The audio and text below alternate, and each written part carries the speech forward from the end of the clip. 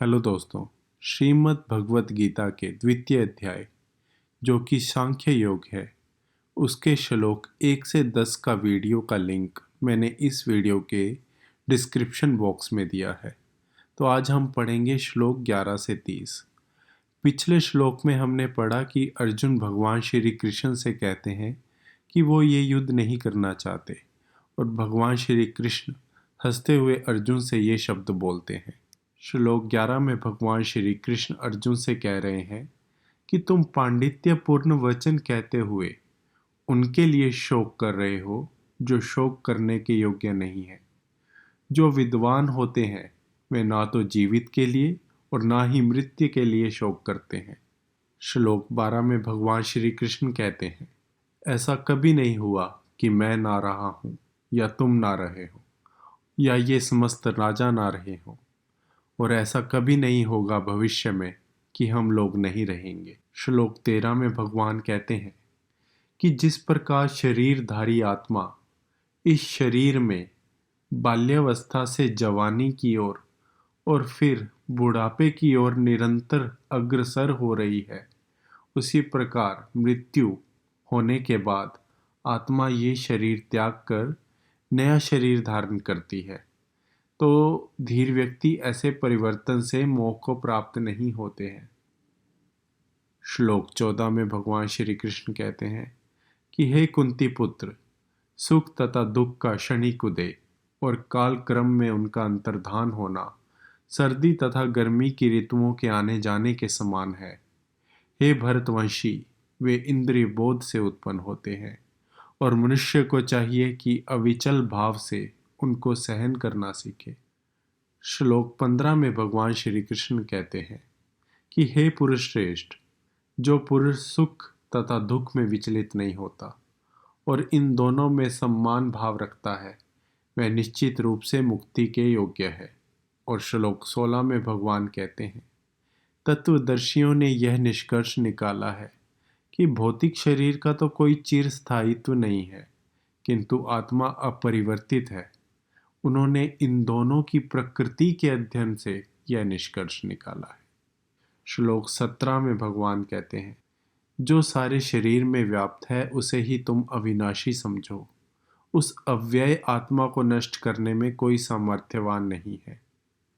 और श्लोक 18 में भगवान कहते हैं, अविनाशी, अप्रमेय तथा शाश्वत जीव के भौतिक शरीर का अंत अवश्यम भावी है, अतः हे भरतवंशी, युद्ध करो। श्लोक 19 में भगवान कहते हैं, जो इस जीवात्मा को मारने वाला समझता है तथा जो इसे मरा हुआ समझता है, वह दोनों ही अज्ञानी है, क्योंकि आत्मा ना तो मरती है ना मारी जा सकती है। श्लोक 20 में भगवान कहते हैं, आत्मा के लिए किसी भी काल में ना तो जन्म है ना मृत्यु। वह ना तो कभी जन्मा है ना जन्म लेगी। वह अजन्मा है, नित्य है, शाश्वत है, पुरातन है। शरीर के मारे जाने पर भी आत्मा नहीं मरती। श्लोक 19 में भगवान कहते हैं, हे पार्थ, जो व्यक्ति यह जानता है कि आत्मा अविनाशी है, अजन्मा है, शाश्वत है, अव्यय है, वह व्यक्ति भला किसी को कैसे मार सकता है या मरवा सकता है। श्लोक 22 में भगवान कहते हैं, जिस प्रकार मनुष्य पुराने वस्त्रों को त्याग कर नए वस्त्र धारण करता है, उसी प्रकार आत्मा पुराने तथा व्यर्थ के शरीरों को त्याग कर नवीन भौतिक शरीरों को धारण करती है। श्लोक 23 में भगवान कहते हैं, यह आत्मा ना तो कभी किसी शस्त्र द्वारा खंड खंड की जा सकती है, न अग्नि द्वारा जलाई जा सकती है, न जल द्वारा भिगोई जा सकती है और न वायु द्वारा सुखाई जा सकती है। श्लोक 24 में भगवान श्री कृष्ण कहते हैं, यह आत्मा अखंडित है, अघुलनशील है, इसे ना तो जलाया जा सकता है ना सुखाया जा सकता है। ये शाश्वत है, सर्वव्यापी है, अविकारी है, स्थिर है तथा सदैव एक सी रहने वाली है। श्लोक 25 में भगवान कहते हैं, यह आत्मा अव्यक्त है, अकल्पनीय है, अपरिवर्तनीय है। यह जानकर तुम्हें शरीर के लिए शोक करने की जरूरत नहीं अर्जुन। श्लोक 26 में भगवान कहते हैं, किंतु यदि तुम ये सोचते हो कि आत्मा सदा जन्म लेती है और सदा मरती है, तो भी हे महाबली, तुम्हारे शोक करने का कोई कारण नहीं है। श्लोक 27 में भगवान कहते हैं, जिसने जन्म लिया है उसकी मृत्यु निश्चित है और मृत्यु के पश्चात पुनर्जन्म भी निश्चित है। अतः अपने अपरिहार्य कर्तव्य पालन में तुम्हें शोक नहीं करना चाहिए। श्लोक 28 में भगवान कहते हैं, सारे जीव प्रारंभ में अव्यक्त रहते हैं, मध्य अवस्था में व्यक्त होते हैं और नष्ट होने पर पुनः अव्यक्त हो जाते हैं। अतः शोक करने की क्या आवश्यकता है। यहाँ पे भगवान श्री कृष्ण कह रहे हैं कि जन्म से पहले हम दिखाई नहीं देते हैं और जन्म से मृत्यु में इस संसार में होते हैं तो हम दिखाई देते हैं और मृत्यु के बाद फिर हम दिखाई नहीं देते हैं। तो हमारे लिए, जीवों के लिए शोक करने की कोई आवश्यकता नहीं है अर्जुन। श्लोक 29 में भगवान कहते हैं, कोई आत्मा को आश्चर्य की तरह देखता है, कोई इसे आश्चर्य की तरह बताता है और कोई इसे आश्चर्य की तरह सुनता है, किंतु कोई कोई इसके विषय में सुनकर भी जान नहीं पाते।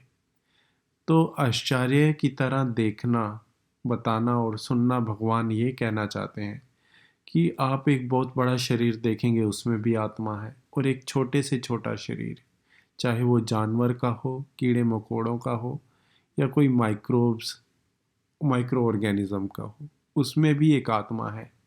तो ये कितने आश्चर्य की बात है कि एक वही आत्मा छोटे से छोटे शरीर में भी है और एक बड़े शरीर में भी है।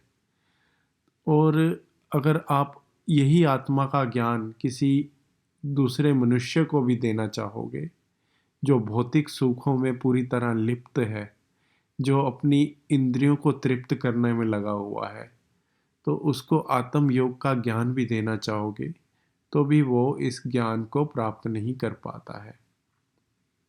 श्लोक 30 में भगवान श्री कृष्ण कहते हैं, हे भरतवंशी, शरीर में रहने वाली आत्मा का किस तरह वध किया जा सकता है।